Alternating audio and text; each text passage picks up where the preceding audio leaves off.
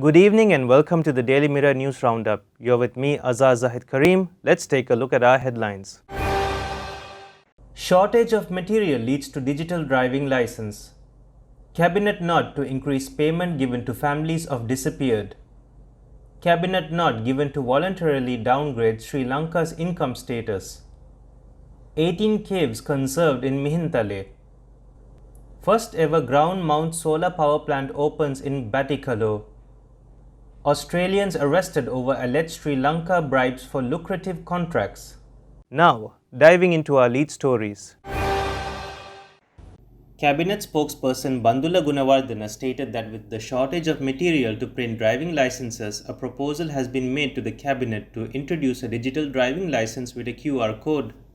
The Cabinet of Ministers have granted approval to increase the payment given to families of the disappeared from Rs 100,000 to Rs 200,000. Minister of Justice, Prison Affairs and Constitutional Reforms had submitted the Cabinet proposals considering the fact that the payment of Rs 100,000 is insufficient.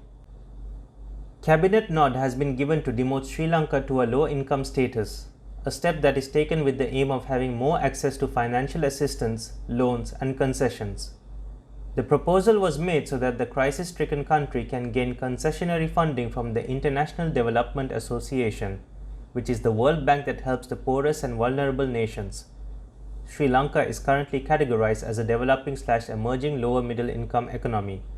In 2020, the island nation was downgraded to its current status just a year after it was elevated to the upper middle income category. Sri Lanka's GNI as of 2021 as calculated by the World Bank is US $3,820. The 18 caves conserved under the project to conserve 68 ancient caves in Mihintale that provided shelter to the meditating Buddhist monks and the devotees were offered to the Mahasangha on the full moon Poya day on Sunday.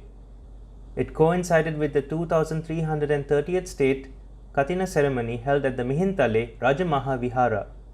A total of 10 MW of ground mount Solar Universe solar power plant in Vavunathivu, Batticaloa was opened this morning. Power and Energy Minister Kanchana Wijesekara said that the ministry had invested in the development of wind force, Vidulanka and high energy. He also said that it is the first agri-voltaic solar power plant in the country. It will add 20 GWh annually to the national grid. This solar panel provides 20 GWh of electricity to the national grid annually while reducing 15,000 carbon dioxide emissions, he said. 2 Australian men have been charged with bribing Sri Lankan officials to secure infrastructure contracts worth millions of dollars.